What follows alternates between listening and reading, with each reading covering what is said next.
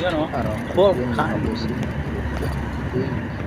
Nakarating din tayo sa may Bulkang Taal. Taal, Batangas. Araw-araw ganito na lang biyahe. Buhay na Rino. kainante sa araw-araw. Kaya yan sa araw-araw na trabaho. Kailangan natin magsikap para sa pamilya. Lumiit na yung bulkan eh, no? Sa kakasabog.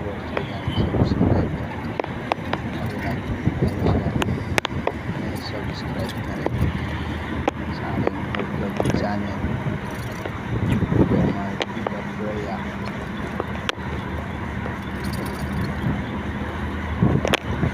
Sarap buhay ay ganito paragi. Wala kang ibang iniisip. Pagkatapos ng biyahe, uwi. Ayun nga. Ayun, tawa ko cellphone ko, no? Buhay na kakarating ka sa ibang. Tiway. Ayun pala yung feeling na nagiging painante ako. Sa araw-araw. Nawala pa.